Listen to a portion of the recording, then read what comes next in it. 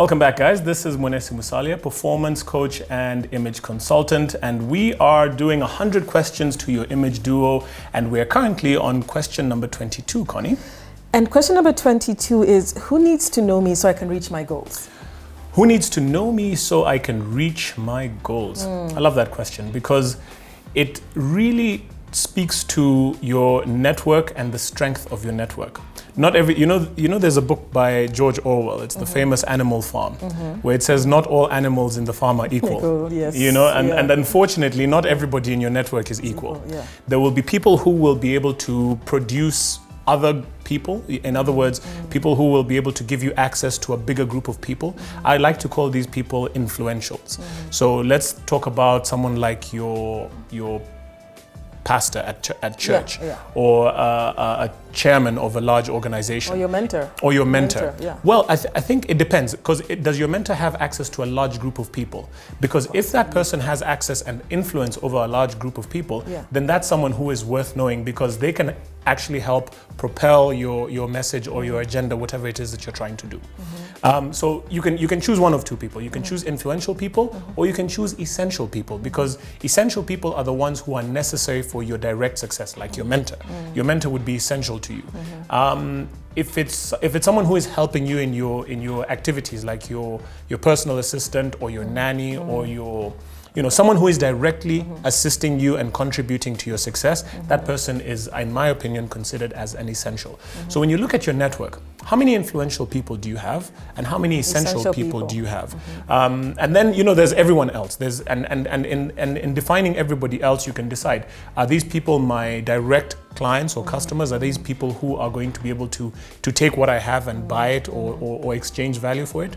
Or are these just people who are going to clap for me and be my audience? They give me good energy because they support me, they cheer me on. Are these people part of my support network? So they're not buying from me, they're not clapping for me, but they're providing some general support. Friends, people who are just there to give you a good word, like, hey Connie, I like what you're doing. Or are they on the other end of the spectrum, where they're just negative, they're hostile, they're haters? But let me take you back to these influential people. Yes. So let's say, you don't know, but you have a friend of a friend who knows these influential people. Yes. But these influential people also tend to be busy. So how do you approach them? Because if you email them, you don't get a response, you try and call them, they say, call me. But how do you follow up or access these influential people? I think the key here is to study them. You have to research who these people are. Yeah. What networks and circles do they move in? How many people do you know who would be able to give you a foot in or a leg up to be able to meet with these people? Are you able to be in the same space as they are? If they are, let's say, attending a conference or a panel discussion or whatever, I'm not saying stalk people, but stalk with a plan, Stalk the influential people with a plan. Influential people with a plan. And understand, because they are busy, these are people who want to see value, right? Yeah. So as you're putting yourself out there in their space, you need to show that you can have some value that you would be able to offer them. It doesn't have to be much. But if you're asking for advice, then be as direct in your advice asking as possible, but make sure that you are in their space and that they actually remember you, because the one thing that you want these people to do is to be memorable. If you're not memorable, and that's why we spent all this time discussing building a brand. If you can build a strong enough brand such that several people in that influential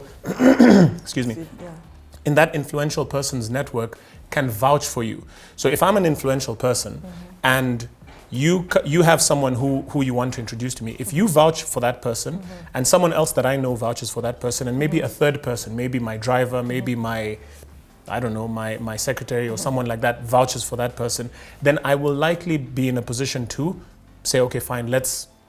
But again, we're in the world of social media. There's no time to start doing all of that thing. But put in the effort.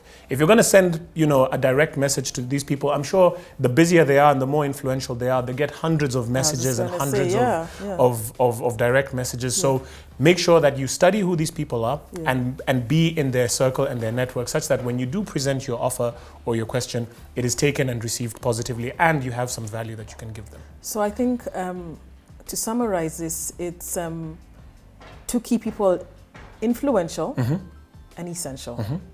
And also, it's almost like you need to be ready. Yes. Because anytime the opportunity will arise.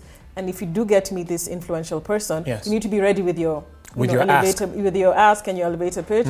So I think it's, be ready, influential and essential people. Absolutely. And that's how you will define your target audience. Absolutely, Connie. Thank you. All right. Thanks.